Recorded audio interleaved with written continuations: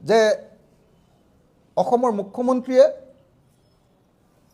পইচা খৰচ কৰি অসমৰ ৰাজনৈতিক বাতাবৰণ কলুষিত কৰিবৰ কাৰণে অসমৰ ৰাজনীতিক এটা হিন্দু মুছলমানৰ পৰিণত কৰিবৰ কাৰণে ভাৰত পাকিস্তানৰ এটা ধৰ্মীয় জিংগইজুঙত পৰিণত কৰিবৰ কাৰণে যি ধৰণৰ অপচেষ্টা কৰিছিলে সেই অপচেষ্টাটোত দেশৰ সাংবাদিকবিলাকে ইমানকে তেওঁ সহায় নকৰিলে। তাৰ বিপৰীতে আমি কালি দেখিলোঁ যে কালি অসমৰ মুখ্যমন্ত্ৰীক দেশৰ সৰ্বভাৰতীয় সংবাদ মাধ্যমে সুধিলে যে আপোনাৰ বোলে আজিকালি 12,000 বিঘা মাটি হৈ গ'ল,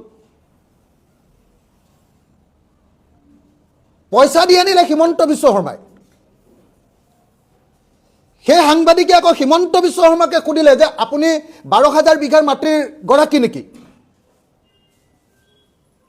হিমন্ত বিশ্ব শৰ্মাই অসমৰ মানুহক কিমান দিন কৈ আছিলে যে তেওঁৰ বোলে এক টুকুৰাও কোনো সম্পত্তি নাই। দ্বিতীয়তে তেওঁ কৈ আছিলে, প্ৰথমতে ক'লে যে অসমত তেওঁ কোনো ধৰণৰ সম্পত্তিয়ে নাই, তেওঁৰ কোনো সম্পত্তিয়ে নাই বোলে পৃথিৱীত। প্ৰথমতে সেইটো কৈ আছিলে। তাৰপিছত দ্বিতীয়তে আমি শুনিছিলোঁ যে তেওঁৰ সম্পত্তিবিলাক যদিও ৰিণিকী ভূঞাৰ নামত আছে, সেই আটাইবিলাক ৰিণিকী ভূঞাৰ সম্পত্তিবিলাক বোলে ৰাজহুৱা সম্পত্তিহে, সেইবিলাক ৰাইজক দি দিব। কিন্তু কালি ৰাষ্ট্ৰীয় সংবাদ মাধ্যমৰ আগত অসমৰ মুখ্যমন্ত্ৰীয়ে অতি স্পষ্টভাৱে ঘোষণা কৰা মই নিজে শুনিলোঁ যে মোৰ 12,000 বিঘাই মাটি থাকক বা 24,000 বিঘাই মাটি,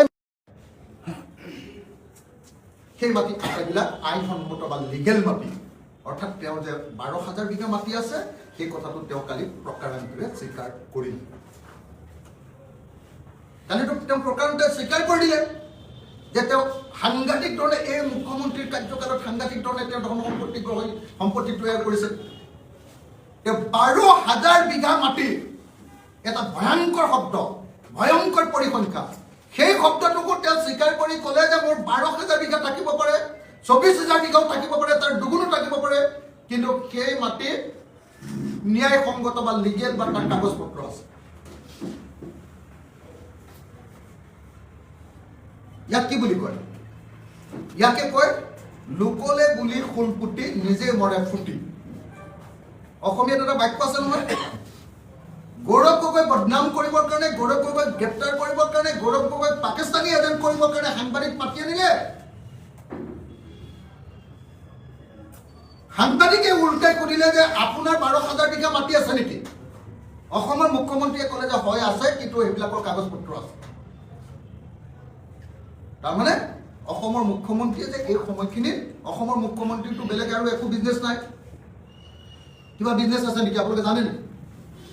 অসমৰ মুখ্যমন্ত্ৰীয়ে মই জনামতে কংগ্ৰেছ চৰকাৰৰ দিনত পইচা মাৰি নিউজ লাইভ নামৰ এটা চেনেল খুলিছিলে, আৰু এতিয়া নিউজ লাইভ নামৰ চেনেলটোৰ লাইভ দেখুৱাই প্ৰাইড ইষ্ট এণ্টাৰটেইনমেণ্ট নামৰ চেনেলটোৰ লাইভ দেখুৱাই কি কয়, লাভ দেখুৱাই প্ৰফিট দেখুৱাই তেওঁ সেই প্ৰাইড ইষ্ট এণ্টাৰটেইনমেণ্ট প্ৰাইভেট লিমিটেডৰ নামত ইটোৰ পিছত সিটো মাটি কিনি আছে, বিভিন্ন ধৰণৰ সা সম্পত্তি কৰি আছে।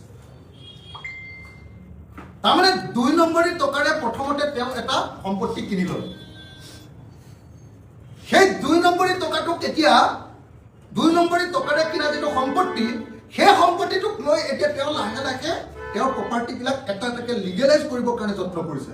আৰু সেইটো কাম কৰিবৰ কাৰণে কি কৰিছিলে, তেওঁৰ পুতেক জীয়েকৰ নামত তেওঁ কি কৰিছিলে, 18টা কোম্পানীৰ নাম দি লৈছিলে, আৰু তেনেকুৱা কিছুমান ফ্ৰড কোম্পানীৰ নামত, তেনেকুৱা কিছুমান 2 নম্বৰী কোম্পানীৰ নামত পইচা ইনভেষ্টমেণ্ট দেখুৱাই তাৰপিছত সেই কোম্পানীবিলাকক আঁতৰাই তেওঁলোকৰ পৰিয়ালবিলাকৰ নাম তাত কৰিছে।